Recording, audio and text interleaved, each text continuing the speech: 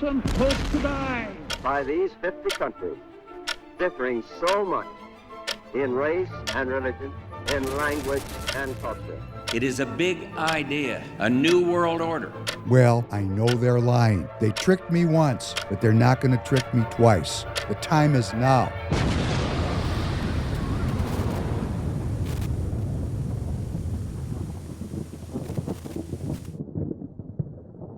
In the name of the Father, and of the Son, and the Holy Ghost, amen. Most glorious Prince of the heavenly armies, Saint Michael the Archangel, defend us in our battle against principalities and powers, against the rulers of this world of darkness, against the spirits of wickedness in high places.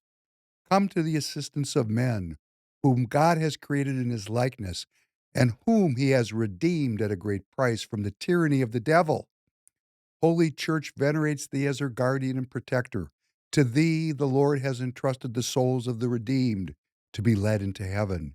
Pray therefore the God of peace to crush Satan beneath our feet, that he may no longer retain men captive and do injury to the church. Offer our prayers to the Most High, that without delay they may draw his mercy down upon us. Take hold of the dragon, the old serpent, which is the devil and Satan, bind him and cast him into the bottomless pit, that he may no longer seduce the nations. Welcome back to the Professor Penn podcast. David Penn, your host. Glad to be with you as always for episode number 253, coming to you on this Thursday night, the 6th of November, 7 p.m. Central Time. The UNI-PARTY is fracturing to survive. We start out with a prayer. Good morning, Tanner. Good morning. Tanner's been turning out some shorts that have been going up on TikTok. Yep. And it's interesting to read the responses. Yeah. Because, and people are going to tell me right off of this show, this broadcast, that, Penn, you don't know what you're talking about. Marxism is an economic strategy. And I'm going to tell you, it's an economic cover story about materialism. It's the abrogation of faith.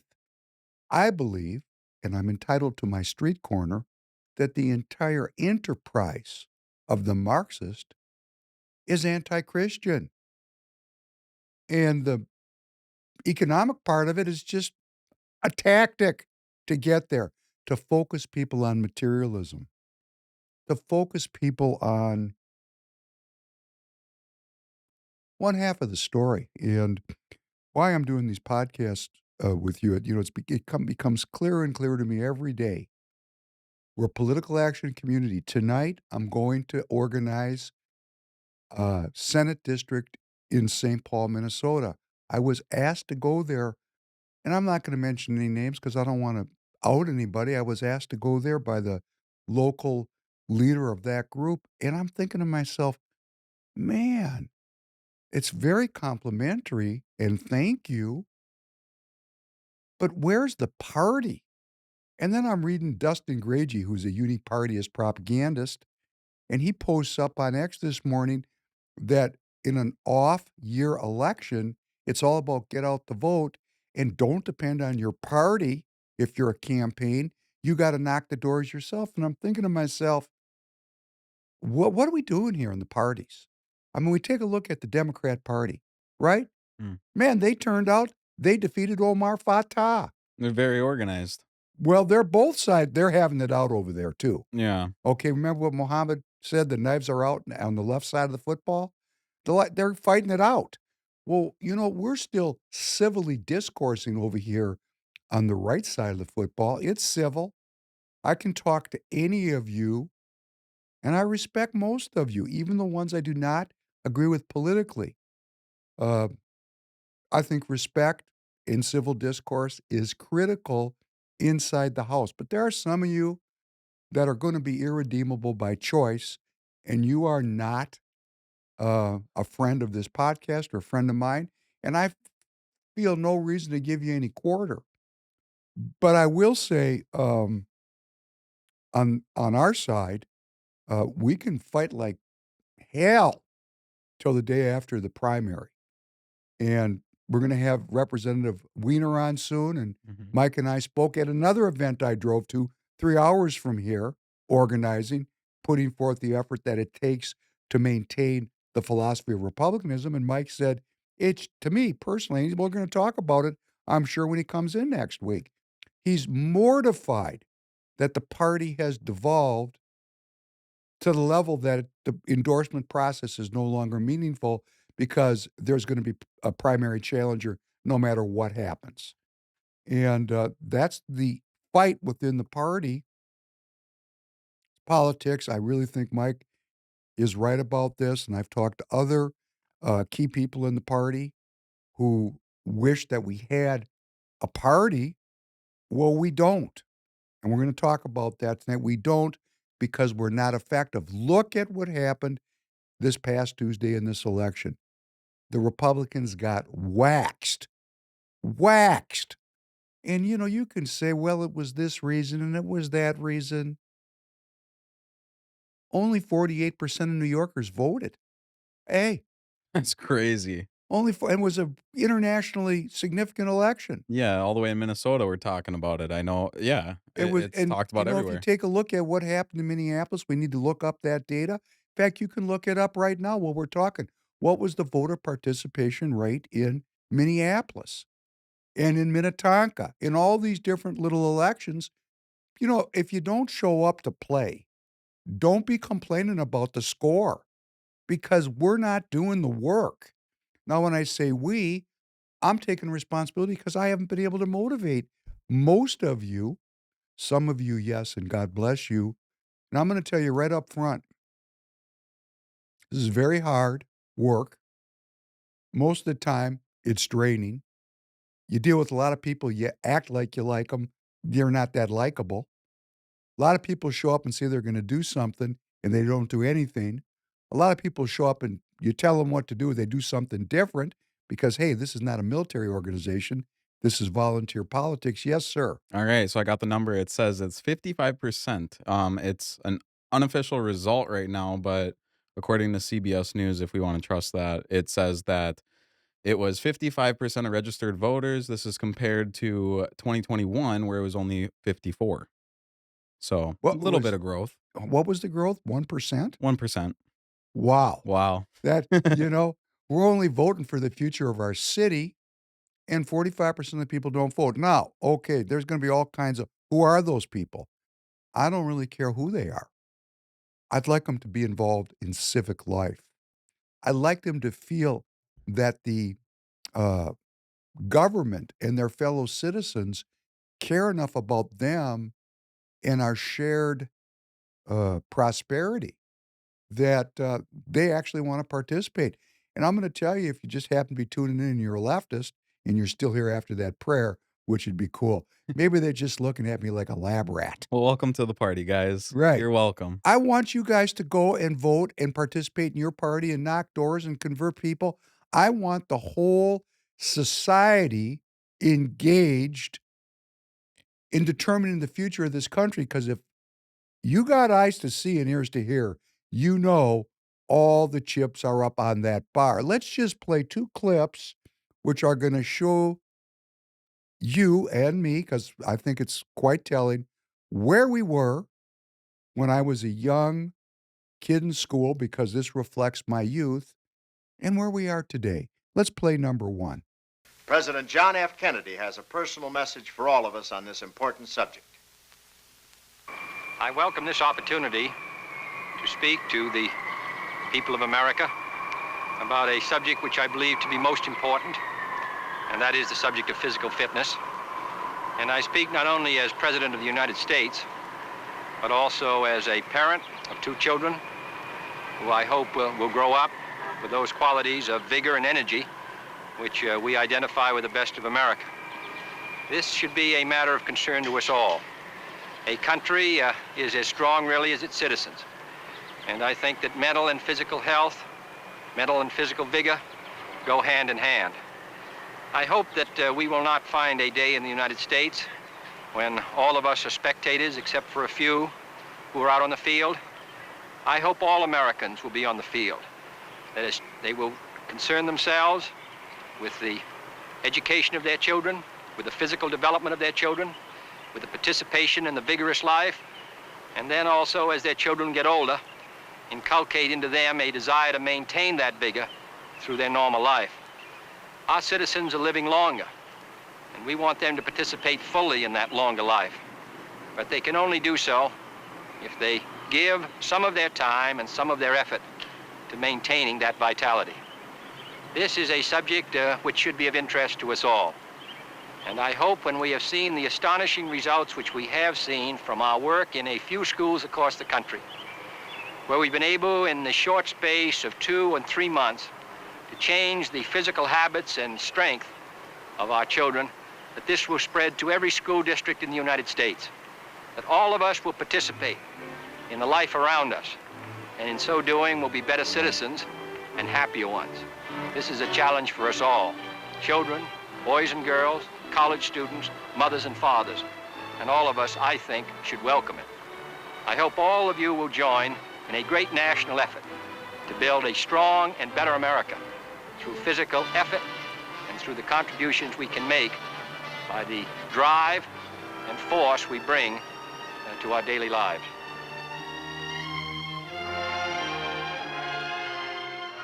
Thank you, Tanner.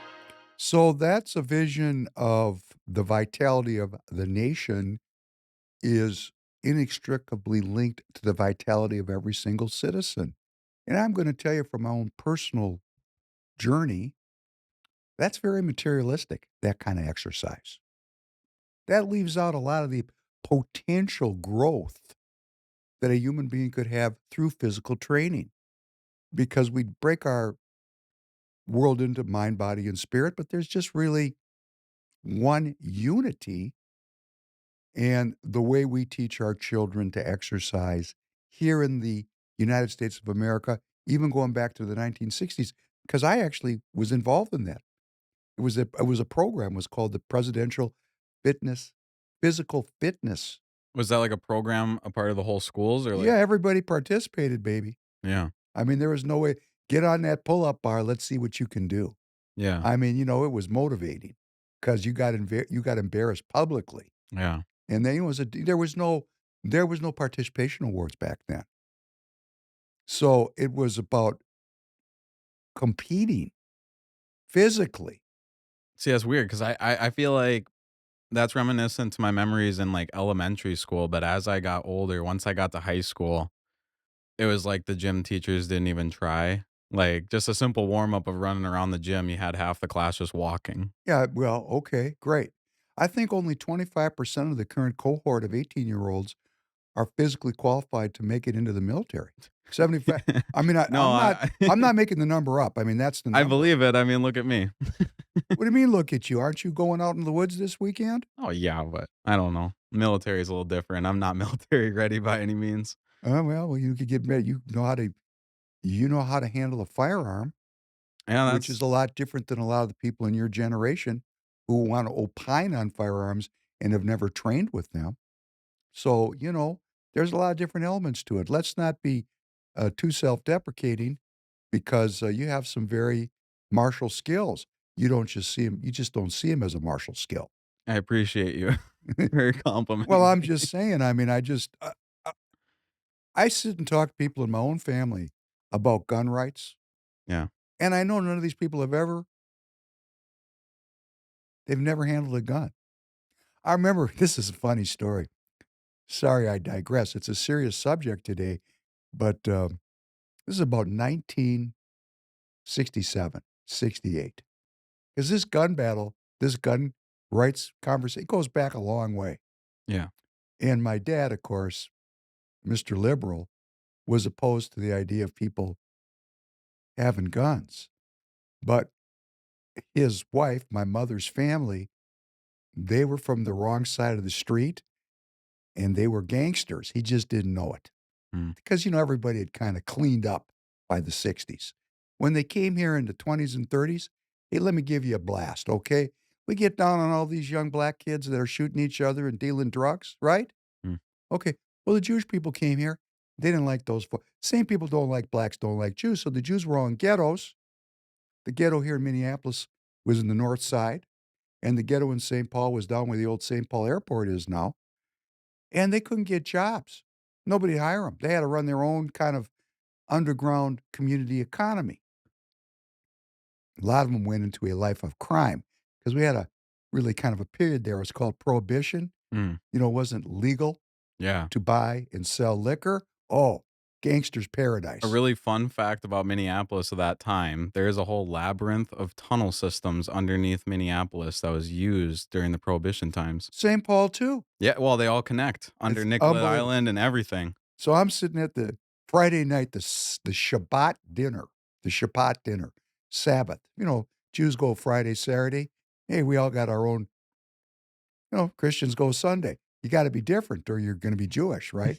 So they're on Friday night dinner, and my dad is opining about handguns. And my uncle, hey, Misha, have you ever seen a handgun? My dad goes, what do you mean? And it was bang, right on the table that went. Those were some old school gangsters. I gotta know, what was your dad's reaction to that? They that was one of the more famous moments where our family cleaved into two groups. Mhm. Okay, because my mother and my father were mortified that my Uncle Ronnie, God rest him, carried a gun with him wherever he went. Of course, his brother was the head teamster here in the Twin Cities. So, I mean, crime pays. Yeah. That's all I can say about that.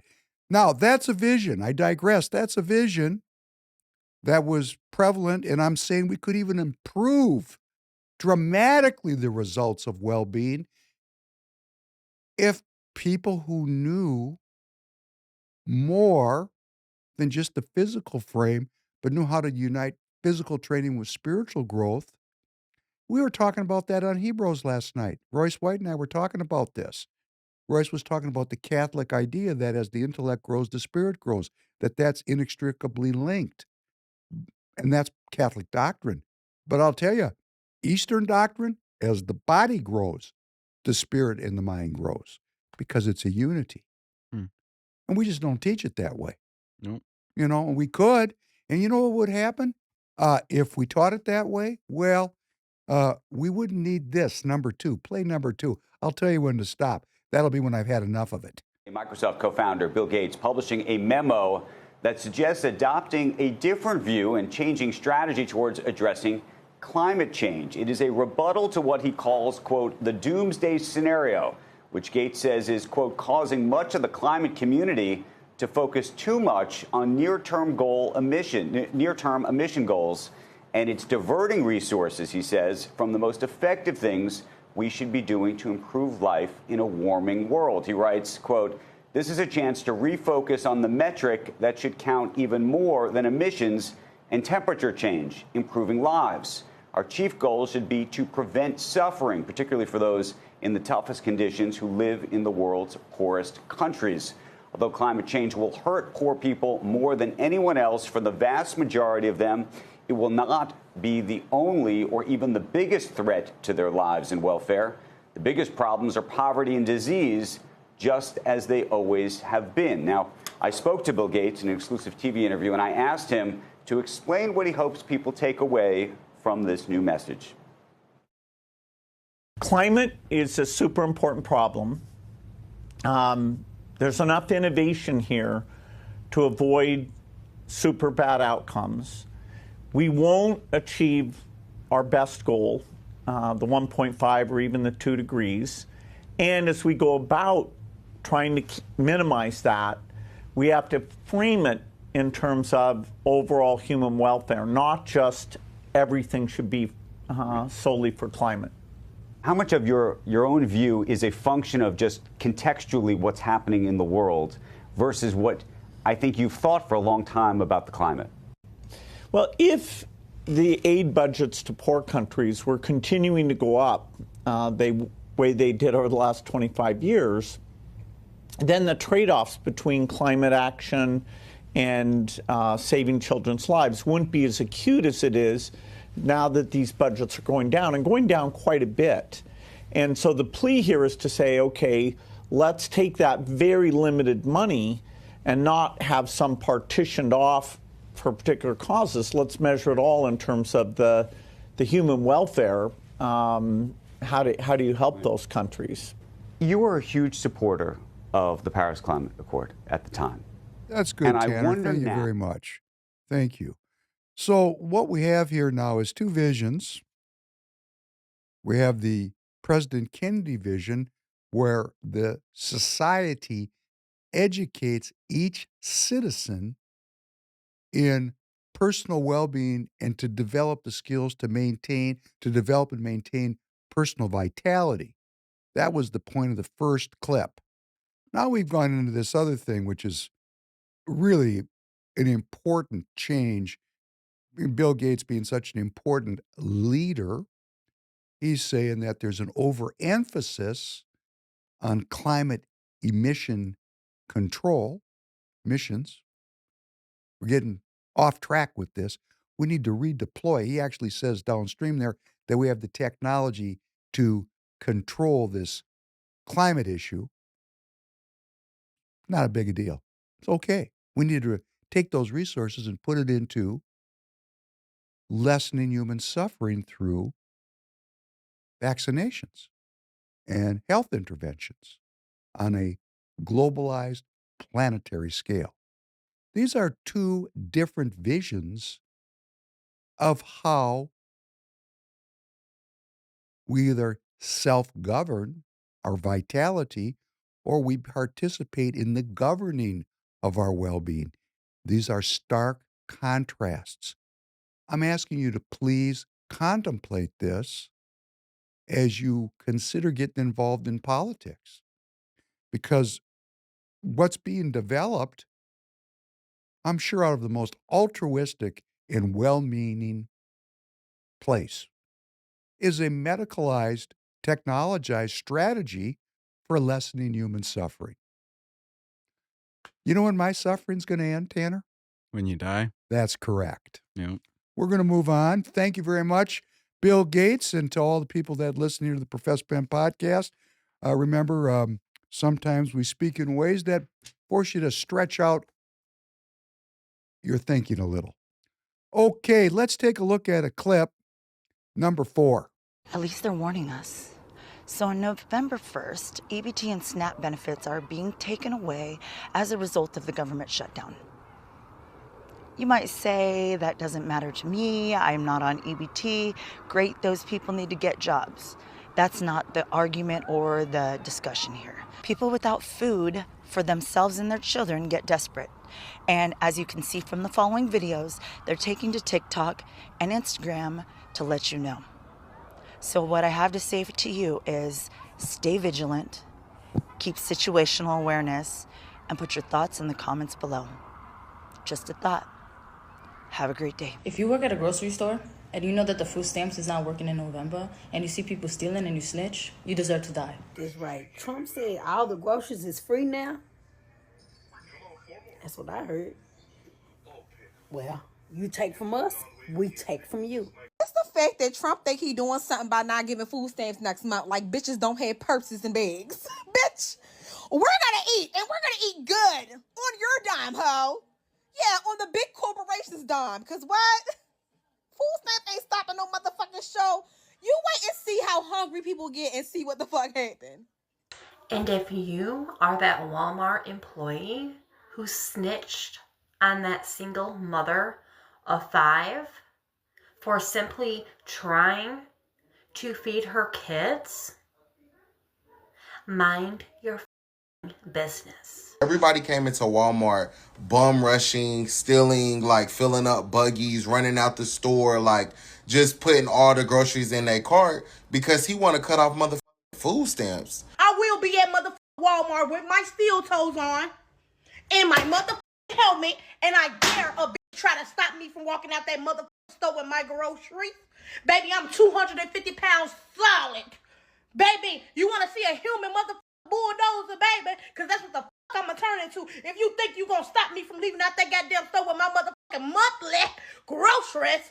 I would hate for you to not be able to make it back to your family and for you to not be able to make it back home because you trying to save these billionaire companies.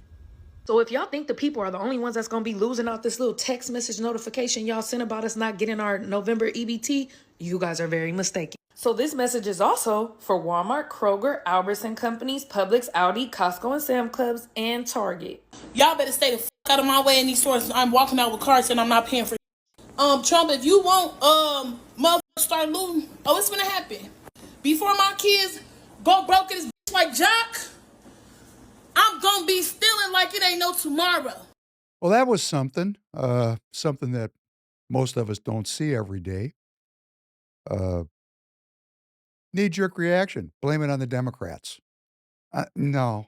Not correct. As Republicans, we're standing on these 4 pillars of republicanism. I'm a citizen sovereign. I respect minority rights or your rights. I believe in the common good, in developing policies that bring about a common good. And then I participate in civic life. Republicans have missed some pieces here. Well, they love being sovereign.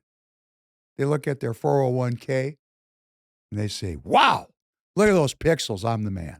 Or I'm the woman, as the case may be.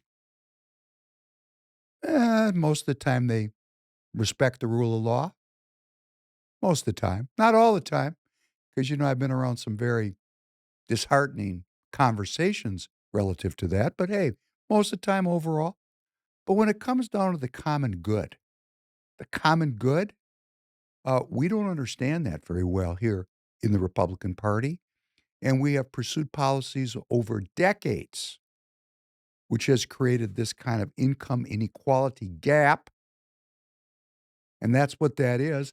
That's why Mandami won in New York City, because the stark contrast between the billionaires of that city and the poverty in that city is easily weaponized by the Marxists. And they did a great job. They did it successfully.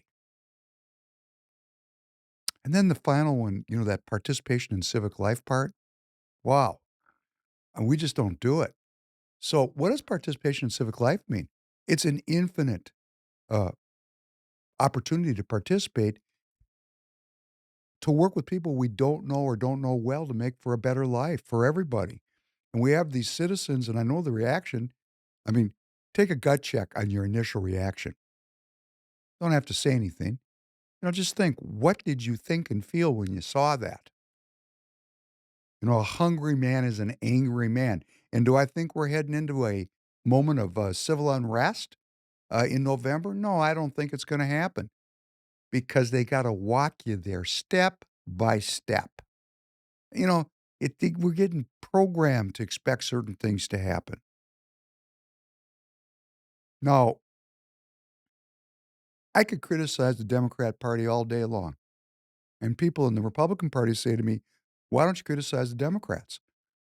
They have a complete knockdown drag out there in the Democrat Party. And you know what? It's the same thing that's going on in the Republican Party, but a little different. And I'm going to summarize the difference for you. They don't believe in God, and some people still in the Republican Party do. The rest of it is just noise. Because both educators on both sides of the football see the same thing. The evil in our society is in the center where most of the parties on both sides of the football play. The evil, the fraud, the killing, the unrest, the inequity is generated out of the center that's been in control of this country for a very, very long time. And on the left, they're looking at the traditional Democrat Party, the liberals, and they're saying, hey, you're in business with these Republicans. It's all about the money for you people, and we got citizens that will starve. So we're going to go talk to the people who are starving, and we're going to get them organized, and we're going to take from you people what we think is fair. And you heard it in those clips. Yeah. Those folks think that they're owed that Yeah, the one food. lady especially said, you take from me and we're going to take from you. Like, they're already taking. Yeah. I mean, you start out as a taker. No, I'm not. I don't want to impugn these people as being takers. I'm just talking about it as a commentary. There's givers and takers. And generally speaking, there has to be a balance here. We're out of balance. We're just out of balance. Too many people taking, not enough people giving. And the same thing's going on in the Republican Party. And I'm one of those people. I'm criticizing my party. I'm saying, come on, you people. You're not doing things that are creating the common good. You're creating things like it's a battle. You're in a fight with people. Well, I'm not in a fight with these citizens. I want them to have better lives. I'm actually doing the work. I don't have to go to my death feeling guilty about this because I'm actually doing the work. And I'm going to tell you right now, when I tell you to get involved in politics, boy, there is no more healing path than giving over to the politics to bring about a common good. Because whatever bothers you or whatever you're carrying with you, that baggage is going to drop when you give over to doing the Lord's work. And that's what it is. And we got more than half people that don't know it as the Lord's work. I do. And I speak to it and I've lived it and I know it's real for me. And I'd like to help other people find that pathway. I don't trust my religious leaders in any religion. We're living in a moment of increasing devolution. You got to lose it to find it. And right now, the old order is coming undone. We're fighting about what the new order is going to be. In fact, I don't think this two-party system is going to look this way much longer. I think on the right, you've got a group of people who are fracturing away from the traditional Uni-Party. And they're growing in power. That's why I call this episode The Crack in the Wall, because the narrative that the traditional politicians have been plying for decades, it's really not working anymore because there's all this new media and it's just out of their control. They can't control it. And people just look at, man, I look on X and I see these traditional Republicans posting, on X, and you just read the thread and people just hate them. Mm-hmm. I mean, they just hate them. They hate them. They know they're lying. The politicians must know that the people know they're lying. Everybody knows it's a lie. So what are we really doing here? Well, I believe the parties are willing to fracture off their most vocal and hardworking educators, activists. I say educator thanks to Phil Parrish, but activists, they're willing to shed the parties of the most hardworking people to maintain control of that center where the money is. So on the right, there's a lot of fracturing going on. I mean, it goes all the way out to the Nick Fuentes movement, which is, man, you're underestimating that, okay? You're not, because it's right at your age group, Oh my right? gosh, yeah. Don't estimate it. Don't Or underestimate. underestimate it, my bad. Yes. Do you find that it's compelling to a lot of people in your age group? Yeah, because there's a lot of, especially young men, we don't find a place on the Democrat side. And when we look at the Republican Party as it stands right now, we also don't find ourselves a position. Because So, the party's not delivering. yeah. At least when you have a 25-year-old frame, you don't see it as delivering. So that makes fodder for, and I'll tell you, I'm sorry. I love watching Reverend Louis Farrakhan. He's a great orator and he says a lot of great things. Nick Fuentes is fantastic. He's a fantastic. I nearly do wish that Professor Penn had Nick Fuentes' skills. He's fantastic. I'm not saying I agree with everything he says. And if you're afraid to watch stuff and see what other people are saying, you're going to turn your back on it because you don't like some of the ideas, you're not part of the deal. I would love to have Nick Fuentes hear this and for some reason say, yeah, get that kike on my show. I'd love that. Yeah. Because I'd like to talk to him. I mean, because nobody is finished. in their development. We're all walking along, and he could come around the corner and say, wait a second, I want to talk about this differently. There's a reason why he got the way that he is. And I think we need to understand why and what's going on and speak to young people. Because when we lose this young generation to, kind of a radical um, interpretation of things that includes hate and violence, well, hey, we gave birth to it. They're our kids. Mm. I got a 32-year-old son. I mean, come on.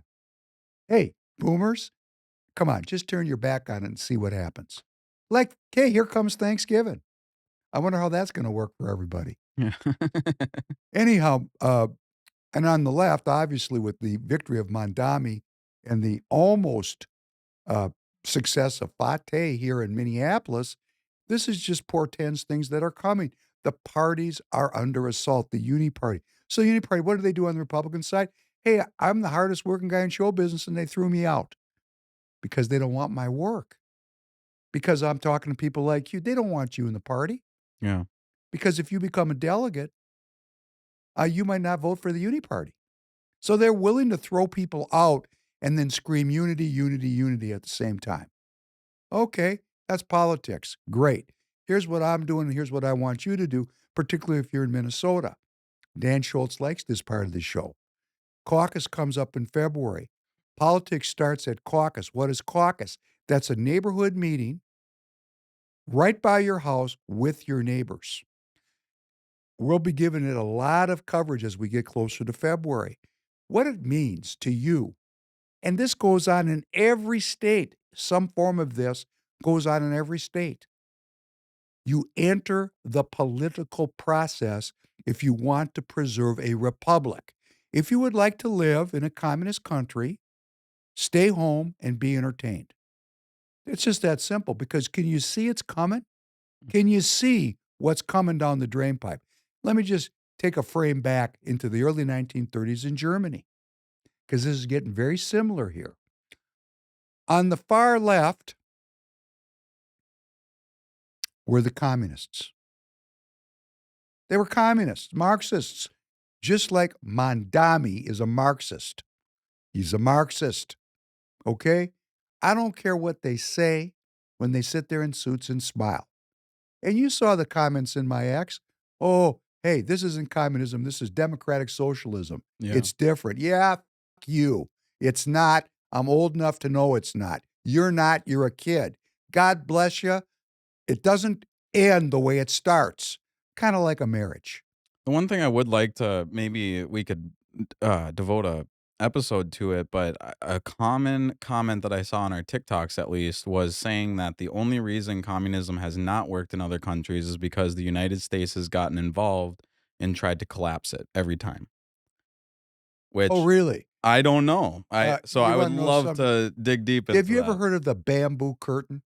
No. Okay, China went communist in 1949, and Mao was an ideologue.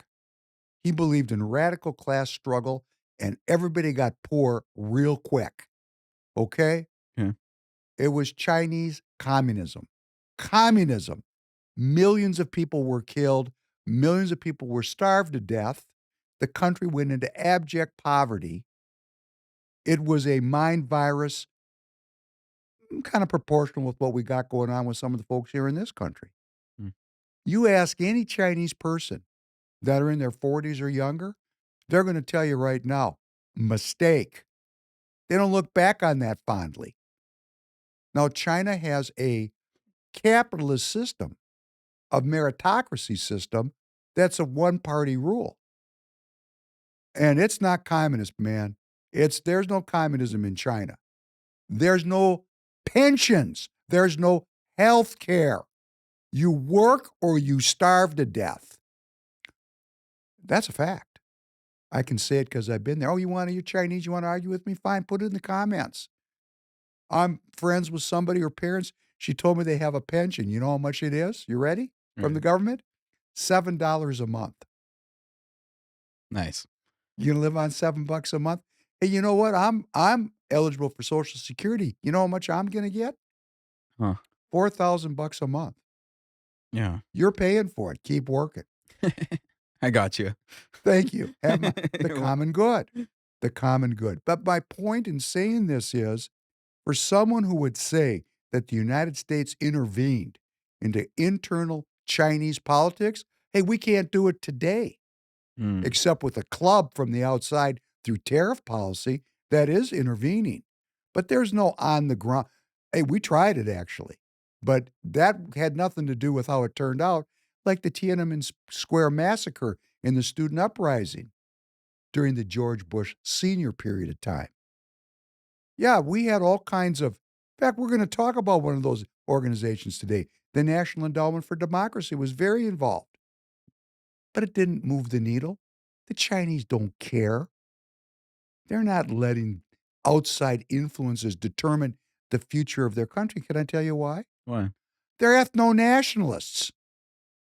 They don't care what white Americans say. They'll look and smile and have a drink, smoke a cigarette, say, boy, that's very intelligent. Thank you for sharing. And then you just get back in the limousine and go home and ignore it. They're about China. If we had the focus on our own country that the Chinese have on theirs, oh, things would be different. You know, when Chinese do foreign policy, you know why they do it? Extract wealth. That's it. Now, here's the dirty little dark secret. We do the same thing. Foreign policy is about, but we got all these people here in our country that think our foreign policy is about doing good, spreading democracy and all, right? Chinese are not, the average Chinese, you talk to a cab driver and ask him about Chinese foreign policy, he's going to say, good eating for me. They all know. They don't have any illusions over there. But the United States, and Minnesota in particular, have been ill-served by the Republican Party because the Republican Party became a progressive party after World War II. And when I say progressive, I mean take a look at the party. What does it still to this day believe? I went to a wonderful event. I actually was at a breakfast with ex-president or former president George W. Bush. And I had great respect for his presentation. He was a very engaging speaker. The dialogue was sensational. His storytelling was at an intergalactic level of skill. And I voted for George Bush twice. Put your hand up out there if you're a boomer. And I still like him. I still like Don Rumsfeld, their style, because they come out of that background where I do, where, hey, you know, there was two genders. There was no maybe not. That didn't exist. This guy lives in Midland, Texas. He lives in the oil patch, which is I'm going to tell you because I got business down there. It's like it's the last Wild West in the country. Okay. That's where he lives. So, you know, he's a man's man. It's cool. Politically, he believes in immigration is the strength of the country. He believes in a worldwide empire of foreign policy to protect Americans, and he's a free trader. And he said those things publicly, and he said them very specifically, and he mostly stays out of civic life, and we were told we couldn't record him. I'm just reporting it, and I'm going to tell you, I don't agree with those things, but I don't hate him for holding it because this kind of philosophy waxes and wanes. If we become very nationalist and very, you know, country-centric and centered in our own problems, when we sort our problems out, we're a great nation. We'll move back out into the world, and we're never going to sever our international business ties or diplomatic ties. So when we get absolutist about this stuff, you know, Royce said on a couple times I've been out with him at events where he said we need to have a moratorium on immigration until the current problem is sorted out. He's not saying no more immigrants. He's saying we got a lot of people in the country. We got to sort this out. Let's sort out the policy and fix things. He's not saying no immigration. Let's not misinterpret what's being said. What's being said is we got a problem that has existed since Operation Wetback under President Eisenhower, which was the 50s. Can you imagine a government program that the name of it was Operation Wetback? Look at how far we have come. And Then we get down to, and I was watching the Pope this morning talking about we'll be judged in the end times about how we treat the stranger. You know, the Pope is out there LARPing for the globalists. Well, of course he is. There's no more global organization in the world than the Catholic Church. It owns 177 million acres of land. Wow. 177. Look it up if you think I'm making it up. It's going to show right up on Grok, and it'll show right up on Google. It's 177. We're not talking about the buildings now. We're just talking about the land upon which the buildings sit. It's a globalist organization. The church is not taught. Vatican City is actually a country. You can walk from one end to the other at probably in 15 minutes.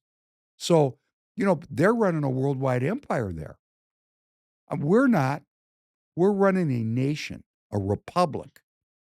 So a fundamental question is, do we want to maintain ourselves as a republic? Do we want borders? Do we want to have a nation? That's the fundamental question we have, and we haven't answered it yet, as you could see from the elections, because New York elected a socialist, communist mayor, and workers of the world unite. Remember? Have you heard that before? Yeah. Okay. So the communists believe in one world governance.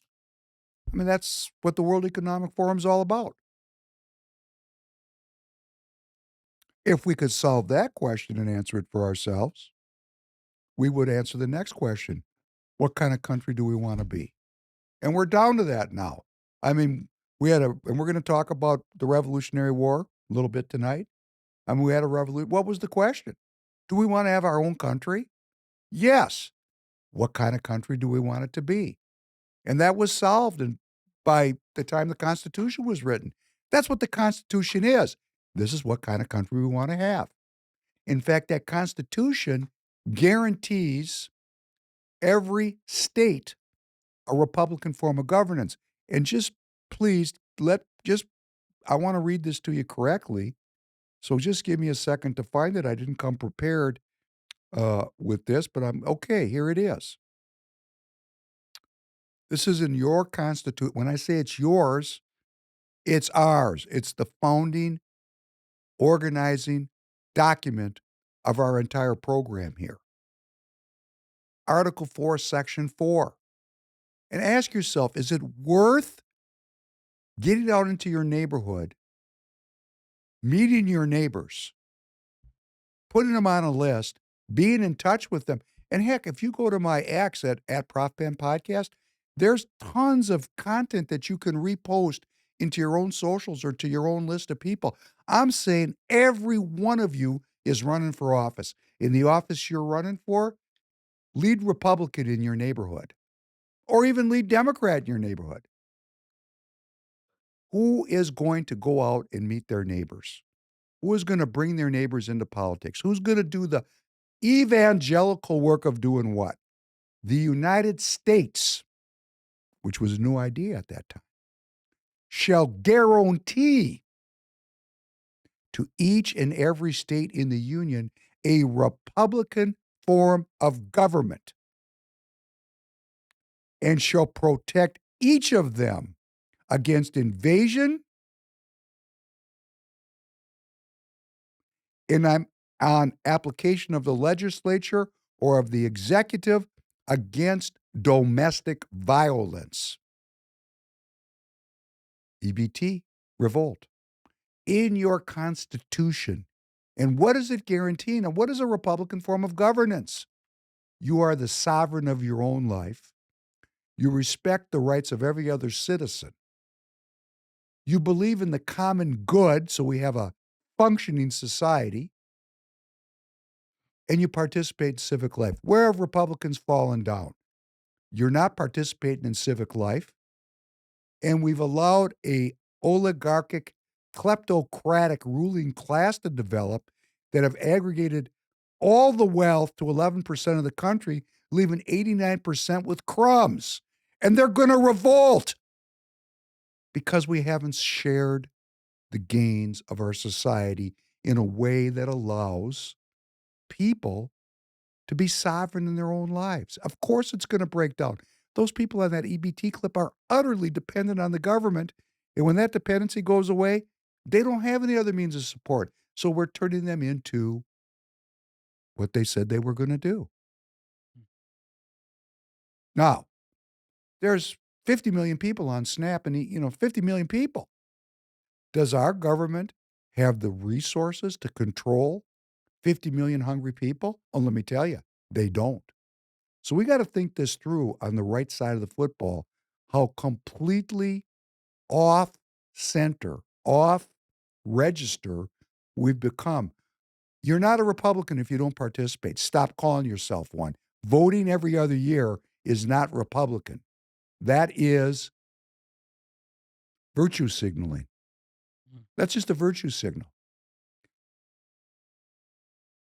And if we don't believe in the common good, if we don't believe in our fellow citizens that are here starving potentially, if we're not going to rejigger things so everybody, and it's not just money. These people are not educated. If they were educated, like for me, if I was starving, I wouldn't rob you. And it's possible I could starve and I wouldn't rob you because I wouldn't do it. I have that code, thou shalt not steal. It's in my heart. Now, maybe God put it there before I was born. I don't know. Maybe I learned it from my father. I'm not sure how that works. And I thank God for making me who I am. But we haven't done the work here in Minnesota. So I'm focused on my precinct. Laura Knudsen, thank you. Laura called or she sent me an email. She said, could you see if there's anybody in my area that you could help me for a lead? Laura did it. And I'm saying, if you're in Minnesota, I got the list of all the Minnesota voters and I got the hot list from the campaigns and we could cross compare right in your area. And like in my area, there's 10 people that I'm going to meet and I'm going to develop relationships with before caucus. You show up at caucus with 5 neighbors, you win. You get your neighbor, oh, we need the party. That's another excuse. Oh, where's the party? Robert, I love you. I love you, AK. I love you guys. The party's not getting it done. It's not. It's caught up in conflict, and the membership is not active enough to proselytize, to evangelize, and get anything done. Why am I saying it? I'm looking at the results. Hey, was it a Republican victory on Tuesday night, Tanner? Not at all. Not at all. We got waxed, okay?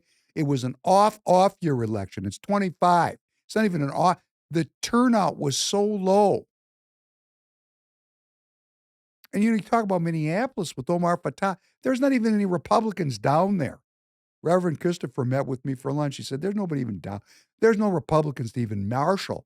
If we had 10 or 15% of the urban voters organized as Republicans, this state would be Republican for decades, okay? We're not doing the basic work, so you can do it wherever you live. If it's down south and it's still warm, have a barbecue. Invite your neighbors over. Find an issue that's not polarizing. Don't be afraid to talk to leftists. They're people just like you and me. They care about their kids' education. Talk about their education, but make I statements. I statements. Here's a good political strategy. Try to stay away from this. You only care about transgender issues. That's a showstopper, right? I am watching my children at school, and I'm not satisfied with my child's progress in math. And it's really disturbing me. And I would like to organize an effort to work with my school and support them so we get better outcomes. Not just sit there and harangue and politicize bad outcomes for our children. Bad outcomes for our children is bad outcomes for everybody.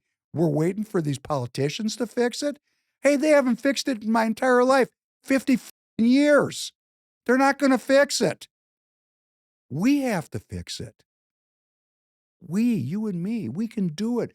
We have to have a completely different attitude. Do you think the people that got off their ass to fight the British out of this country and create this great republic were sitting around waiting? No. That was a grassroots movement. Leaders emerged. They just emerged. They just popped up out of nowhere.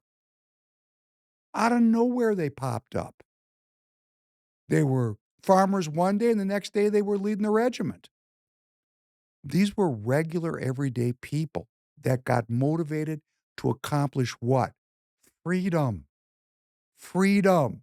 And they were willing to die for it. Man, we're not even willing to knock on a door for it.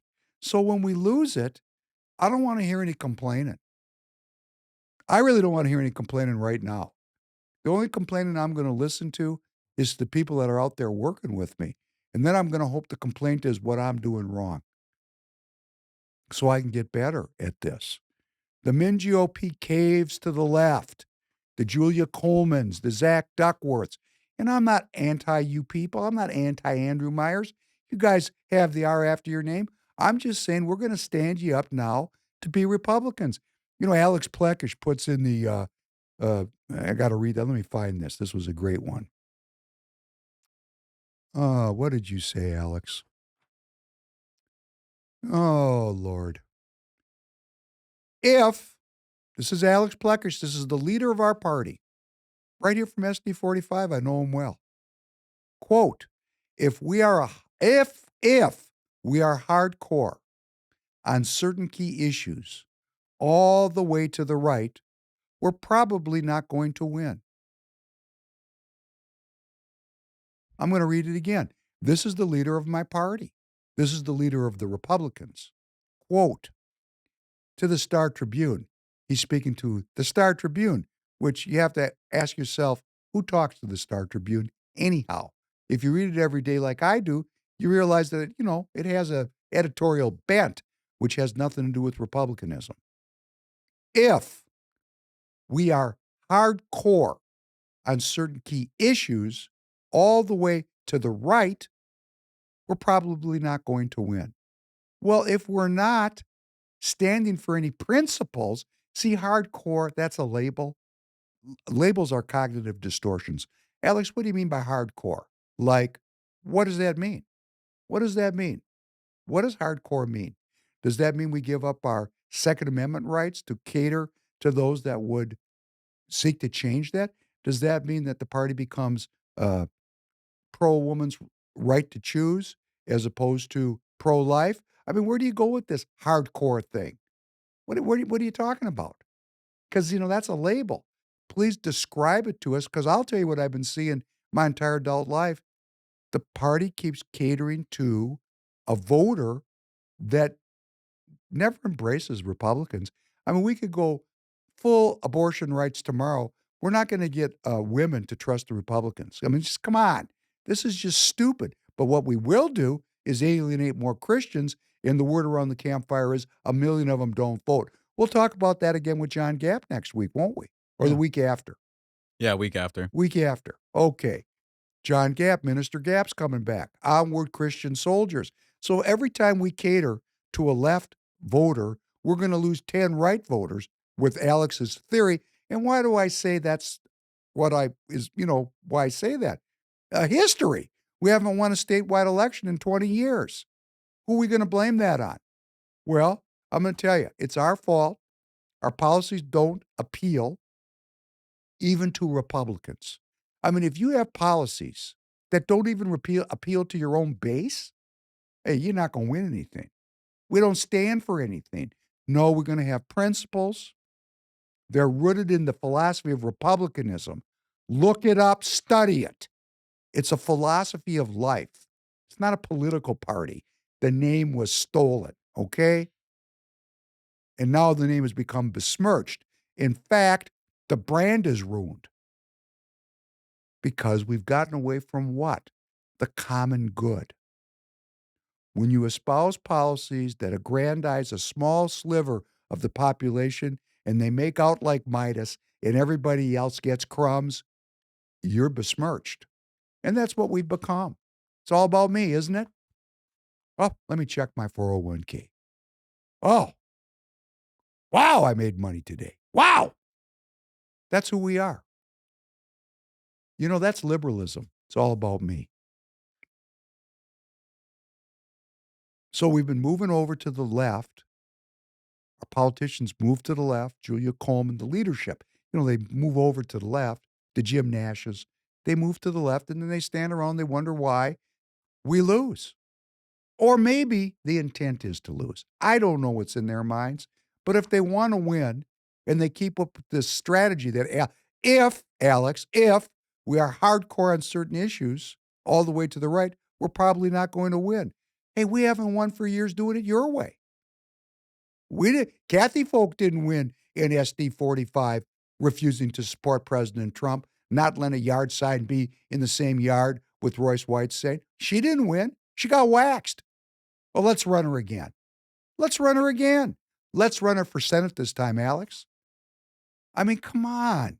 It doesn't work. I'm talking to all the Republican delegates that are saying, I know a lot of you don't like me. You're watching this, you know, like you're looking at a lab rat. I get it. Just to hate me. It doesn't work. It's not working. It hasn't worked. Why do you think that doing the same thing the next cycle is going to work? And then we get into number 5. Doing away with mail-in ballots and potentially electronic voting machines. Can you explain on that how? Well, that's a very off-topic, just really quickly. Mail-in ballots are corrupt. Mail-in ballots, you can never have a real democracy with mail-in ballots. And we, as a Republican Party, are going to do everything possible that we get rid of mail-in ballots. We're going to start with an executive order that's being written right now by the best lawyers in the country to end mail-in ballots because they're corrupt. And you know that we're the only country in the world, I believe, I may be wrong, but just about the only country in the world that uses them because of what's happened. Massive fraud all over the place. The other thing we want change are the machines. For all of the money they spend, it's approximately 10 times more expensive than paper ballots. And paper ballots are very sophisticated with the watermark paper and everything else. We would get secure elections. We'd get much faster results. The machines, I mean, they say we're going to have the results in 2 weeks. With paper ballots, you have the results that night. Most people, many countries use paper ballots. It's the most secure form. So between paper ballots, very, very important, paper ballots, and I think maybe even more important, the mail-in voting. We're going to end mail-in voting. It's a fraud. If you have mail-in vote, even Jimmy Carter with this commission, they set it up. He said the one thing about mail-in voting, you will never have an honest election if you have mail-in. And it's time that the Republicans get tough and stop it because the Democrats want it. It's the only way they can get elected. Because with men and women's sports and with transgender for everybody and open borders and all of the horrible things, and now the new thing is they love crime. They're fighting me on the fact that I've made Washington, D.C. safe. We're not going to get mugged, beaten up, or killed like all the people you've been watching get so badly hurt. I'm glad, I hate to take your time on this, but I'm glad you asked me that question. We're going to stop mail-in ballots because it's corrupt. You know, when you go to a voting booth and you do it the right way and you go to a state that runs it properly, you go in, they even ask me. They asked me for my license plate, for identity. I said, I don't know if I have it. He said, sir, you have to have it. I was very impressed, actually. But it's very hard to cheat with mail-in voting. As you know what happens in California, it's so corrupt, where some people get 5, 6, 7 ballots delivered to them. Now, we got to stop mail-in voting, and the Republicans have to lead the charge. The Democrats want it because they have horrible policy. If you have mail-in voting, you're not going to have many Democrats get elected. That's bigger than anything having to do with redistricting, believe me. And the Republicans have to get smart. We're not going to have a country. I said for a long time at rallies, you need borders and you need free and fair elections. Those two things, otherwise you don't have. We have strong borders now. In 90 days, Mr. President, we didn't have 0 in 3 months. Not one person came in illegally into our country. In fact, even I find that hard to believe, but it's run by a little bit of a liberal group that put out the numbers, so I guess it's, but 0, 0, and 0. You go back a year ago, 2 years ago, millions of people poured into our country. It was terrible. Thank you very much. So while we're sliding over to the left here in Minnesota, and I'm going to remind Alex, and I want everybody to understand who's in the party, who's listening. I'm a party supporter. I'm a party participant. You know, this one woman over in 42, I can't even remember her name. So tired of the circular firing squad. Where are we heading here? We're heading to communism. We got to stand up and fight. Look at the president. Now, I have a lot of criticism of the president now, which I'm going to start to let loose because we got to stand this thing up because look what happened in that election. And that is something we got to talk about and think about. But where's the courage? I mean, I actually personally witnessed Alex Plekish just in a very ugly way dismiss a brother Republican's concerns about the elections. And that was my friend Tom Madden. And Alex just was awful to Tom. And I was too. I mean, Tom was ahead of me on this. Tom was talking about freedom right after the 2020. That was the only thing he wanted to talk about. I said, Tom, there's other things in politics besides elections. Stop. No, he kept going, and he was justified, and he was correct. And we don't have the courage. Alex didn't have the courage. Randy Sutter, the leadership, they didn't even want to talk about this issue. Oh, now that President Trump has risked his life and his fortune and put it out there, now all of a sudden the hierarchy wants to talk about automatic voter registration and all the different problems we have here in Minnesota, the way our elections are being run. And this is our fault. We allowed this.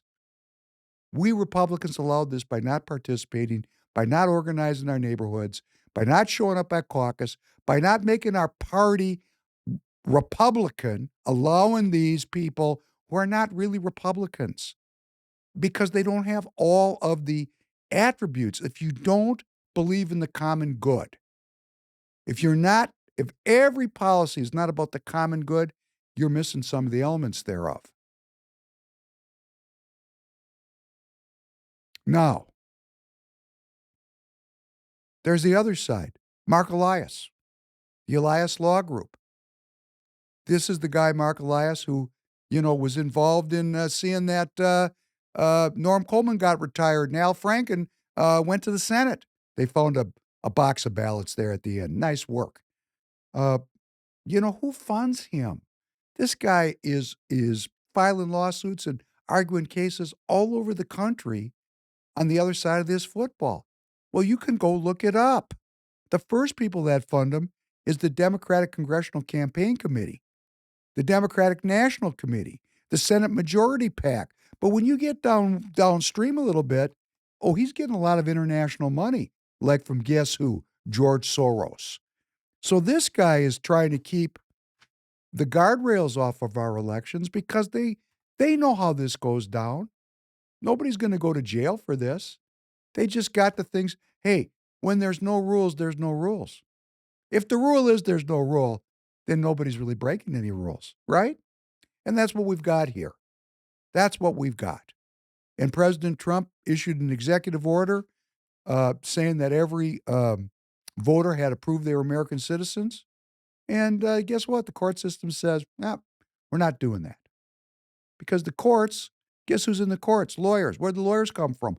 School. What school? A leftist finishing program to turn out progressives. Is it a surprise that yesterday the Supreme Court heard arguments on the reciprocal tariffs? I don't know what they're going to rule, but it looks like they're going to say, no tariffs. Now, what's going to happen? That's going to destroy President Trump's entire economic program here. There is actually something taking hold. It's called restructuring. When you restructure a company, and I'm going to tell you this, I know because I've just restructured mine. COVID destroyed the COVID era for all kinds of reasons, including my own stupidity and my own gambles. My company was destroyed. And it's been, hurting. And I'm going to tell you how a fight works because owning a business is just like a fight. The fight's over when you stay down. I didn't stay down. I kept fighting, and I've been restructuring my company. And people have stayed with me, like my bank, which I appreciate. And now my prospects are starting to improve. Not because there was a miracle, because I didn't give up. And that's how it is in our country. My company need restructuring. It didn't happen overnight. President Trump has restructured a globalized system of political economy that has roots in 1946. He's the first person that stood up and said, I'm not tinkering with this. I'm going to change it wholesale. And tariffs were a big part of the policy. Well, when they undo that, they're dooming this presidency. And I've said this to people around me. These jurists on the Supreme Court that were so sure that they're conservative, I'm not. And it looks like they're going to pull the pins on this thing. And if they do, well, the first thing that's going to happen is billions of dollars are going to get refunded to everybody that was an importer. And a lot of that money is going to go to guess where you think that money's going to go? China. Billions. It's a foreign aid program for our foreign competitors. And then the fiscal hole that's going to be left after the big, beautiful bill, I mean, we're going to go broke possibly. And I asked myself, is that the plan? Is seeing these people say we're going to eat you and we're going to steal from you, getting us ready for the kind of social unrest when the thing really breaks. And when it breaks, we're not going to go away. We're just no longer going to have a republic. And the only way we're going to stop this from happening is if you recognize right now tonight how serious this is. Don't leave this up to anybody. This is your ass. This is your ass, the ass of your parents, the ass of your children and your neighbors. If we don't do this, we're screwed now, okay? And it's messy, and we got to rally around a set of principles that we're developing here at Free People Radio and other places you can go. And let's get our game together. Because we got these people like Andy Bream, used to be the press secretary for Norm Coleman, head of the Republican Jewish Conference, an Israel lobby. Andy Bream says Tim Pawlenty should reconsider and run for the U.S. Senate. And Pawlenty himself said he couldn't even get the endorsement or win a primary on the Republican side. These people are not giving up. And this guy has the, I don't know, just the brass. It's the brass. How they just try to predictively program everything. So this is Andy Bream's quote. And who's Andy Bream? He's nobody. But it's in the Star Tribune, and it's programming people. So unless Minnesota Republicans opt for a political kamikaze campaign and run the patently unfit for office Royce White again, the GOP candidate for U.S. Senate, let me try this again. This is really important. So unless Minnesota Republicans opt for a political kamikaze campaign and run the patently unfit for office Royce White again, the GOP candidate for U.S. Senate should be competitive. Now, you know what, Andy? I would like you to get in a room with me and Royce and let's talk. You're an educated man. You're a lawyer, went to a liberal law school. You think that a globalist should be our representative, Tim Pawlenty. You have a political perspective. Step into the ring of ideas. Because in the ring of ideas, you're going to get waxed, okay? What you're saying is Royce White is unfit for office because of certain personal issues that you want to highlight. And I'm going to say something to you and to all of my brother and sister Republicans. Look at your country. We have a clip in this video where your fellow citizens are saying if they don't get their SNAP benefits, they're going to rob you. You might not make it home. Did you hear that one person say that? Yeah. A threat to your life. We're almost $38 trillion in debt, and our entire fiscal restructuring is about to get submarined by the Supreme Court, and they're going to say it's the law. I hope so. It might not be. It could be something else. I don't know. I'm not in their heads. We're bombing all over the world. There's wars everywhere. And who brought us this situation? A bunch of educated, married, to their high school sweethearts with 3 kids. All of them grow up. They all did great. They served in the military. They graduated from Harvard Law School. These people did everything right. No divorces, never got caught stealing, risked their lives as veterans. And look what they gave me. So, Andy, if you think that you're fit for office because we don't know what personal peccadillos you're hiding from everybody, because I'm going to tell you, at my age, I know that every one of us, including myself, struggle with sin. You know what Royce White does? He wears it on his sleeve. He says, yeah, I got problems. I got big problems. You know, it doesn't have anything to do with politics. If we had a functioning country with no debt and we were at peace and all of our children were educated and everybody had a job and we were all going off and living in a paradise, which we could create, of course, they tell us we can't, so we don't try. No, we could do it. It's just about who educates our children and what they get taught. Somebody taught those kids to talk that way to you and to scare you that they're going to kill you if they don't get their benefits. They were taught that. They didn't come out of the womb like that. They were taught that. There's a whole other kind of education. We just don't use it anymore because you know what? It has principles. But if we're going to believe that these people in the Congress, the Andy Breams, the Tim Pawlenty's, the Julia Colemans, the Jim Nashes, that they don't have personal issues that are hidden from us, well, that would just be very naive. And their personal issues don't matter to me. That's why it's called personal. I have all kinds of personal issues. I mean, you know, somebody in my life could stand up and say, I'm this, that, thus, and so. I don't care. Go ahead. I got my side of the story. It's not news. My personal life, your personal life, that's why it's called personal. What are your professional public policies? What are you going to do as a Republican to restore the common good and encourage every citizen to get involved in civic life?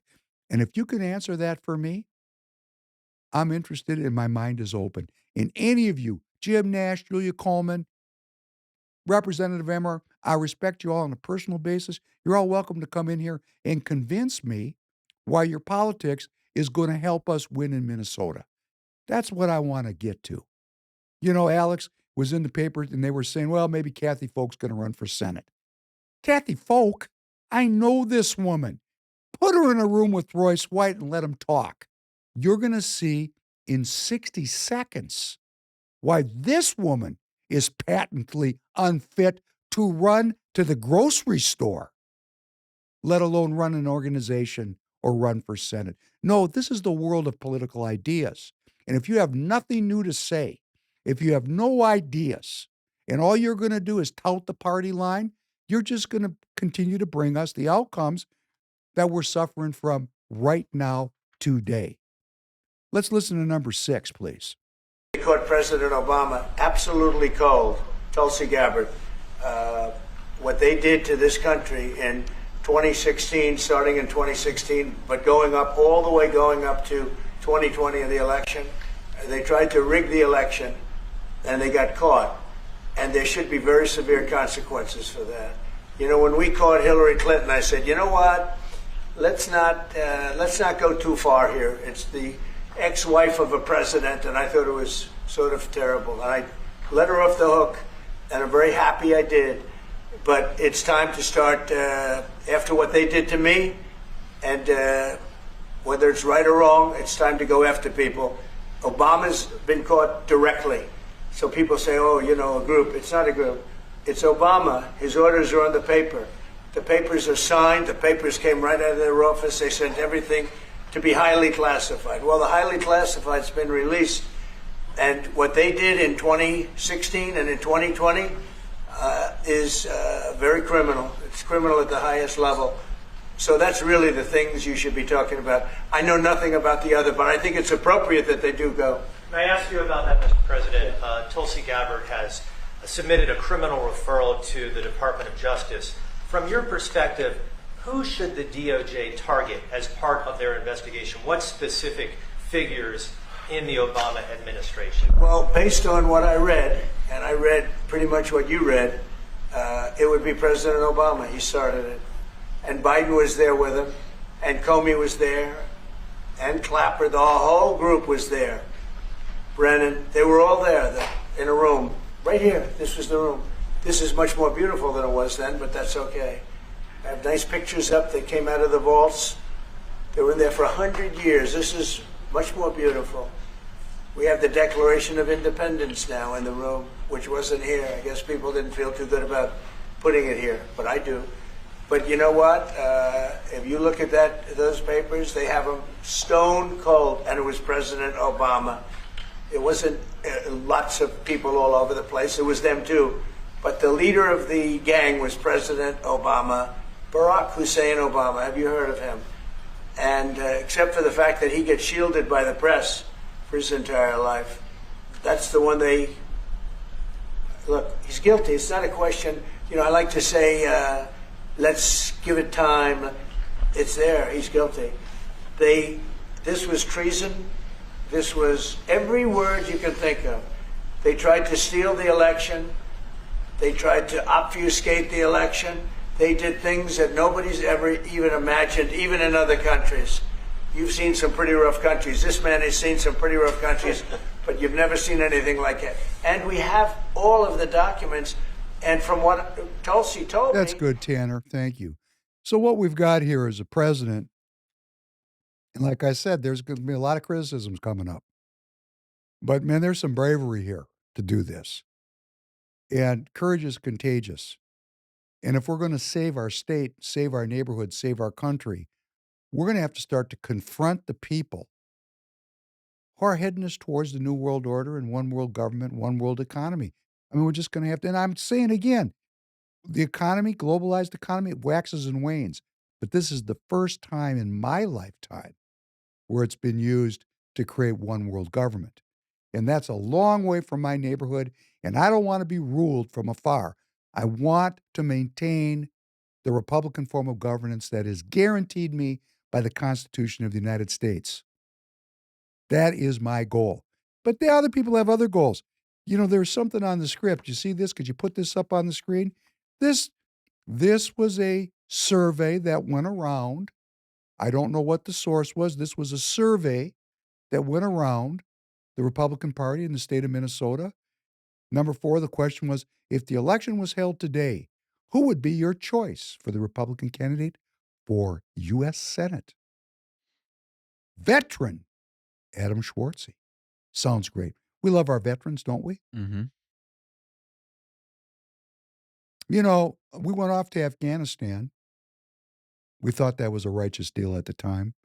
And at the time, Afghanistan was, I think, 3% of world heroin supply, poppy production. When we left, it was 97%. Nice work. Okay, so we got great veterans, and we got veterans that turned Afghanistan into the center of the heroin trade. They're veterans. So let's not bandy that word around as if it's always and forever wonderful. There are great veterans, but there it is, using it next to Adam Schwartzy. Then we've got former Minnesota Governor Tim Pawlenty, a governor, a former governor. That's kind of a big title. We got labels here, veteran and governor. And then the next one, former basketball player, not even former star or former NBA player, like he was playing at the local playground. Yeah. Former basketball player. I mean, this is very manipulative. This is not Republican, whoever sent this out. I hope whoever sent this out gets this clip. Republicans, we are concerned with anti-corruption. That is the impetus of republicanism, to end corruption. And they go, oh, corruption, they're stealing billions. No. Soulful corruption. And you got to be very corrupt as a political operative to put out a poll like this where you use labels veteran, governor, and former basketball player. This is very manipulated. You want to be manipulated by these people? If that's your goal, just stay home. All we got to do is show up and be honest. See, they don't like me because I'm asking them to be honest. Please be honest. Please, let's stop lying. Or what did Mark Mitchell say? Authenticity, Yeah. right? Authenticity. We need authenticity. This is not authentic. And we got another one. Let's pop this next one up here. Even better. I like this one even more. From the following list of announced candidates, if the election was held today, who would be your first choice for Republican candidate for Minnesota governor? Former Minnesota Senator Scott Jensen. Kendall Qualls, they don't put any label on Kendall. They must not like Kendall. Kendall's already fallen from grace with the sea. Oh, look at this. Minnesota Speaker, State Representative Lisa DeMuth. Wow. She's currently, and then we got Minnesota State Representative Kristen Robbins. Wow. Nice to, and look at the next one. 3 people in one spot. Phil Parrish, Brad Kohler, and Jeff Johnson. And sticking Phil Parrish in the same spot with Brad Kohler is not fair. It's not fair to Brad. Sorry, Brad. You could come on here. You decided not to. So we know what side of the football you're playing on. But that's not the point. The point is the manipulation of featuring. This is supposed to be a poll. What's polling supposed to be? It's supposed to help us, we the people, understand what's going on. We should send these polls to Mark Mitchell and have him give it a critique. Yeah. He'd come back and he'd say, this is not a poll. This is manipulation. And if you want to be manipulated by your leadership, stay home.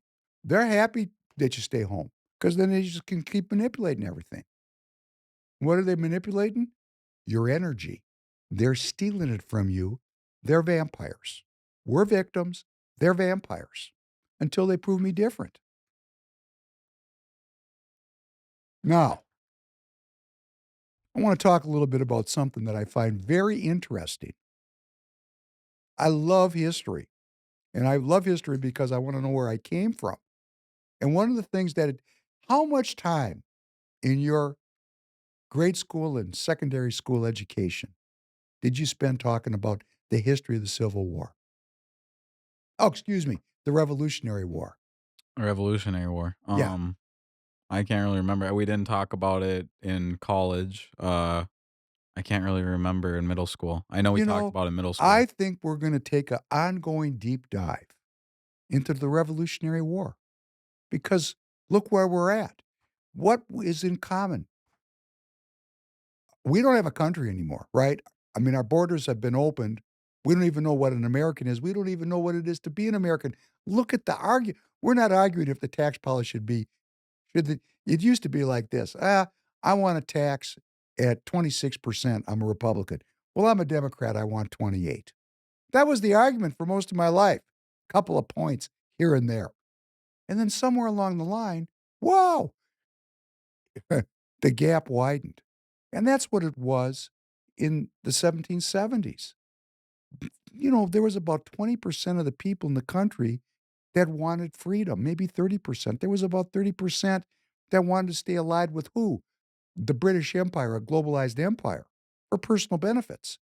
And everybody in between, hey, they didn't want to get involved because it was dangerous. And the war broke out, and I want to talk about one person, and I bet you never heard of him. Have you ever heard of Charles Lee? No. Charles Lee, man, this guy is worthy of your study. And I'm just thinking about this in terms of Andy Bream saying that Royce White's unfit. You know what, Andy? As I said, you're unfit. I'm just going to come right back at you. You're unfit. But of course, he's a columnist for the Star Tribune, which kind of makes us know who he is. Because if I applied for that job, and I probably write better than Andy, I probably couldn't get the job. Probably couldn't get it because I have principles. Now, Charles Lee. Charles Lee was actually born in the old country. Charles Lee was born into a important family. I don't have to get into the British monarchy, but his mother was a maid woman in the mafia there. And I found it so interesting because I'd known this, but I hadn't thought about it for a long time. When Charles Lee got educated, he got educated. You could buy your commission. See, they had this working really good, the British. If you wanted to be a lieutenant in the British military, you had to buy your commission. It was a franchise for the government. Because, see, if you became involved in the army and then you worked your way up and you bought your you bought your lieutenant, you bought your captaincy, you bought your colonel, someday they might reward you with lands because it was a colonial empire. So if you went off to jolly old wherever and you performed adequately, they may say, oh, for your great service, we will bequeath you 30,000 acres of Pennsylvania. Mm. Isn't that great? Yeah. So you had to buy in. It wasn't for free. And when you had that for a reward, you didn't have to draft people. Everybody wanted to get in on it because it's a colonial enterprise. It's a rape and pillage strategy of mercantilistic economy. Mm. But Charles Lee came over here. He fought in the 7 Years' War. That was a war that preceded the Revolutionary War. It's also known as the French and Indian War. The French had action up in Canada, and the British said, nah, we're not. We're going to take that from you. And they did. Very successful. He performed very wonderfully. He was a hero. And he was fighting for who? The British. He was a British military officer, highly skilled. And you know what was great about this? And this is why I'm talking about this. We can't get people. And I say this because I know it. I can't get people to come with me. I'm going to St. Paul tonight. Okay? I mean, I can't get people to go with me to the Twin Cities. They won't go into the cities. I mean, if you're in a 70% red district, hey, you don't have to do anything up there. A canned ham with an R after their name is going to get elected. Could you come help us down here? And if we could get 10 or 15% of the urban voters to start paying attention, we win. Hey, we win. But the party's not doing that. Why? It's a question. Don't know the answer to that question. But remember Laverne said, no one shows up. Yep. Not enough presence of Republicans Not in enough. the city. How about a It's presence? there's no Right now, the presence. presence is me, as far as I can see. And if you don't like that, and you're Sean Holster and his wife, Diane, and you want to come on the show and tell me all the great things you're doing down there, I'd love to highlight your efforts, elevate you. Sean the anti-Semite. I don't know, Sean. I do. Anyhow, this Charles Lee, the point I'm bringing out here, this man was courageous. And when I say courageous, I mean this guy he fought in Poland, he fought in North America. This guy bought a commission, he was into it. And, back in those days, they did something we don't do anymore. He actually engaged in gun duels to the death. He had a duel, killed the guy, pulled his gun out, just like in the movie, shot him dead. Another time he had a duel, he was shot in the side, he was wounded, he wasn't killed. And he got up and he wanted to pull the trigger again, and everybody said, no mas. They wouldn't let him do it. One time he was in a duel, his fingers got shot off. Killed that guy too. Wow. I mean, this is courage, right? I mean, think about it. There really isn't very good medicine in these days and times. If you want to get to the new world, you didn't hop on a 777 and fly over in 5 hours. You got on a boat. Just getting there was a question mark, right? Yeah. So Charles Lee got over here and he decided that he wanted to throw in with the Patriots.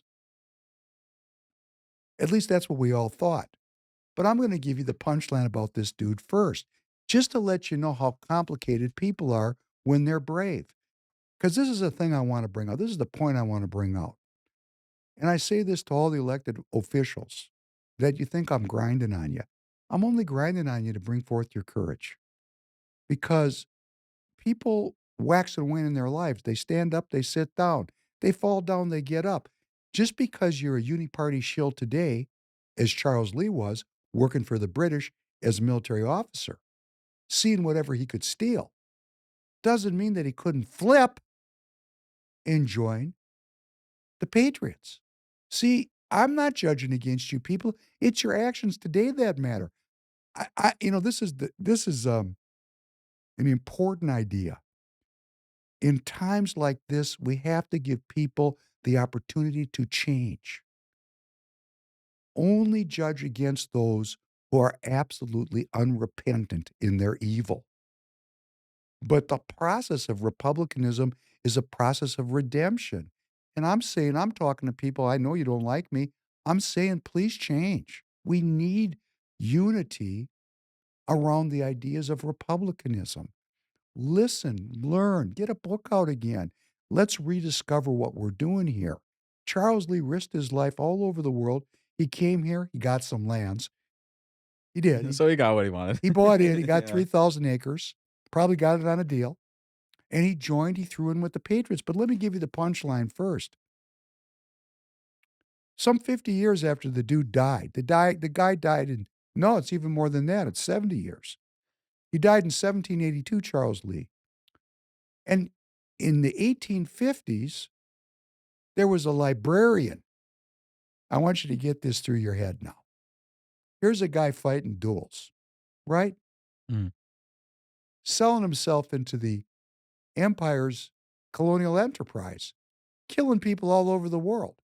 This guy was so out there that during the French and Indian Wars, he married the daughter of a Mohawk chieftain and had twins with her. Huh. Now, you got to be out there. That'd be like Professor Penn marrying the daughter of a Hamas leader. I mean, this is out there, man. This guy was a baller to the max. But here's what happened. He became a great competitor with George Washington. And that was not cool because George Washington it's possible he wasn't even who we think he is because we got a story about him. We really weren't there to see who he was. And Charles Lee thought George Washington was incompetent. So in the 50s, after this man who fought duels and went all over the world and was a military man and was baller enough to marry the daughter of a Mohawk chief, a librarian, an educated man, a professor, discovered a manuscript dated 29 March 1777, when Charles Lee was a British prisoner of war. He was actually fighting for the Patriots and the British captured him. And that letter was addressed allegedly to the royal commissioners. These were the British naval and army commanders in North America at that time. And the letter detailed a plan by which the British might defeat a rebellion. Moore's discovery, this librarian's discovery, was presented in a paper titled The Treason of Charles Lee in 1858, and it wiped this guy out. You never heard of him. Never heard of him. But actually, he was the number 2 guy in the Continental Army. He actually was going for the number 1 spot, but because he was born in Britain, the powers that be said, no, we want a native-born son. Give us George Washington. And they put another guy as second in command. He got sick. Charles Lee was third. He ended up second in command. And he and Washington did not get along at all. And there was a battle where everything went to hell and the Patriots got defeated. And Charles Lee got hung with why the battle went bad. And he said, no, it wasn't me, it was Washington. And they're all blaming each other. Well, George Washington was very, very powerful. It was the Battle of Monmouth. And after the battle, well, guess what happened? Charles Lee was court-martialed by General Washington. So you see who these people are and how they come and go and change. We only know what history tells us. Lee expected praise for a retreat that he believed had been generally conducted in good order, and Lee was uncharacteristically lost for words when General Washington asked without pleasantries, quote, and who knows if he actually said this. I mean, this is 1776, right? I wonder if somebody was there with a microphone. Yeah. I desire to know, sir, what is the reason whence arises this disorder and confusion?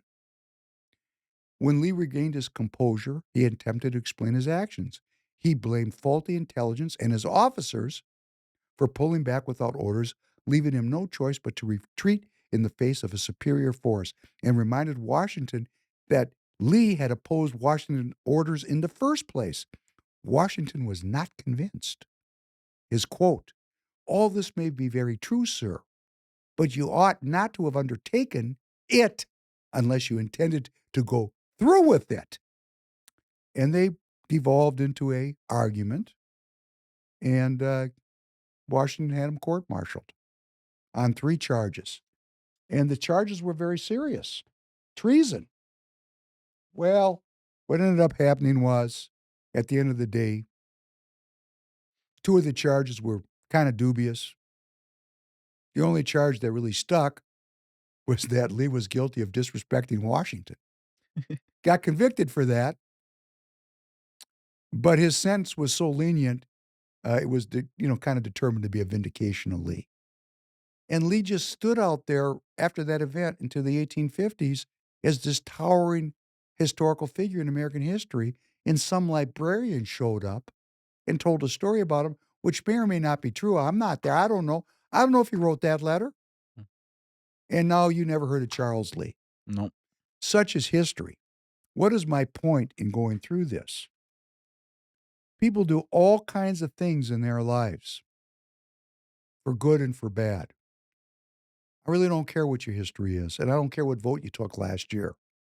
I care what vote you take tomorrow. I care what you do today. So if Lisa DeMuth ends up being a patriot, God bless her. We got to stand these people up. They need our courage for them to have courage, because right now they got no cover.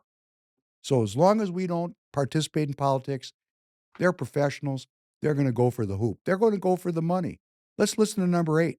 My kids have not ate in 5 days. It is the taxpayer's responsibility to take care of my kids. Trump done cut them food stamps off. If you're poor, don't have kids, okay? If you're struggling, don't have kids. Don't bring more in. If you already have them, that's another situation. If you don't have them, don't bring any in. And if you have 2, don't go having another one. If you have 1, don't go having 2 more. So they say $2 million is getting cut off this month for the scamps. I'm about to go find out if I'm in that number, in that ratio. It's been day 5 and I have not received no food stamps. My disability checks is on hold. My cash benefit. Well, these people seem angry, don't they? Let's play number 7 and stop it at 137. I don't know how it will play out in November, but what we know is that we will end up with many more unemployed, and particularly also people in the gray economy, which are not counted for, who lose their jobs. So we will see definitively a lot of anger already now, but probably increased by the end of the year, because this crisis will be with us until we really have found a remedy. So we have to prepare for a more angry world. And how to prepare? It means to take the necessary action to create a fairer world, to see that we provide everybody with decent access to the health system, that we make sure that those people who are really left behind, and I'm not speaking only on national levels, I'm speaking also internationally. If I see now the tragedy in some of the emerging countries. That's like good. South Africa. This is Klaus Schwab. He is not a Republican. He's saying we're going to have an angrier world. This is policy why this is going down. Policy. How are we going to solve it? Worldwide communism. And look at the progress they're making with Mandami. Mm-hmm. Okay. You know, President Roosevelt said if it happens in politics, it happens for a reason. So let's recognize that our collective efforts is leading to the end of the republic. What is the antidote? Political organization, political participation, political having it out with the folks that don't see this for whatever reason. They could be on the payroll. They could be stupid. They could be old. I don't know why they can't see it. Are we making a compelling case for this today about what's going on? We're bringing the receipts. And yet I get a letter from Alex Plekish this week. When our energy and our focus are aimed at winning and not fighting each other, that's what we need. That's what makes our party strong. Let me be clear. Infighting and public squabbles do not win elections. Every minute spent arguing internally is a minute we are not talking to voters, not raising resources, and not advancing our message. Well, I'm going to tell you right now, Alex, many times in human history, groups have been allied with each other in opposition to another force, and they don't like each other. We can work together and have this intra-party conversation and have it out. And there will be a winner and there will be a loser in the end. We're not going away. We have a young, vibrant movement. Have any of you in the delegate body of Minnesota GOP taken the time to listen to Nick Fuentes for an hour or two? Because I suggest you do. He's easy to find. He's number one with a bullet. They're not listening to us, the party participants. I'm talking about the young people. And they go, oh, we've got the young Republicans. You know what? They're going to lose all those people to Nick Fuentes too. Yep. Okay, so here's the deal. You got to know what's going on. If we don't have this argument in our party and sort this out and figure out what it is to be a Republican that's dedicated to the common good, you're going to get Nick Fuentes on the right and Zoran Mandami on the left. And you in the center, you're going to get clipped because neither one of these two groups like you. So we have to expand what we're doing and make a decision about what kind of politics we're going to pursue. Are we going to have a politic that is about human well-being, sharing the common good amongst all of our citizens, about being authentic and honest?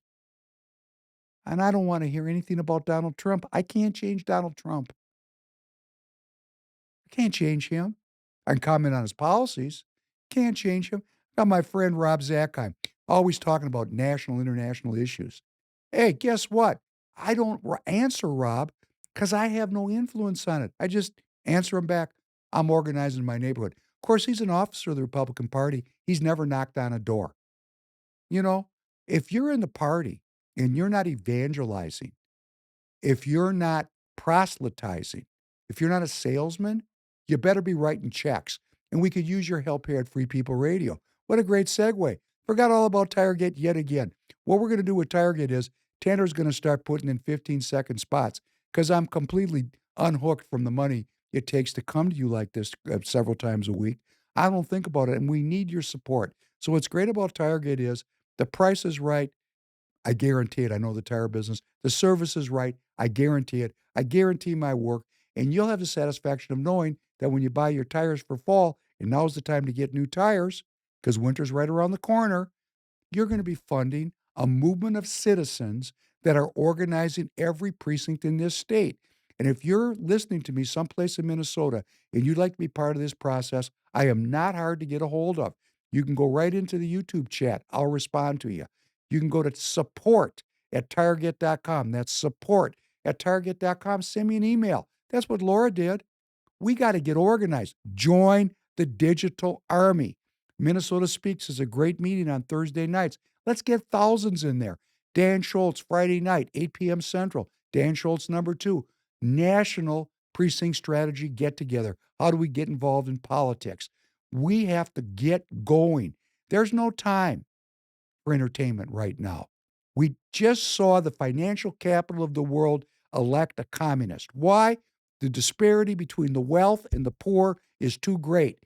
That always leads to revolution. Come on, that's not what this country's about.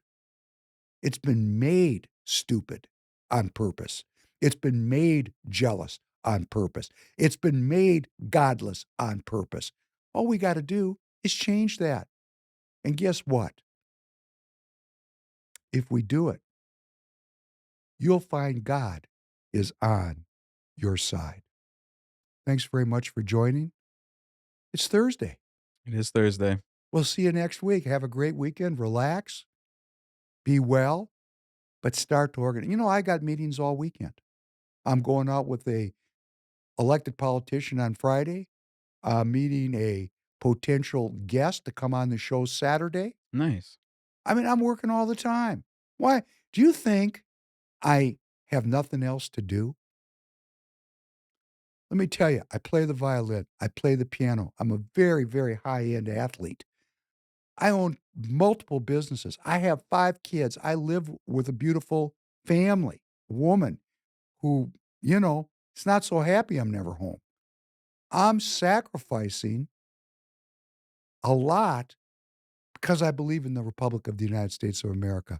And I hope you will find the courage and the energy to join millions of people in this country who are going to work together. And win or lose, we're going to give it all we got to save freedom here in the United States. Thanks very much. Have a great weekend. Have a good night, everybody.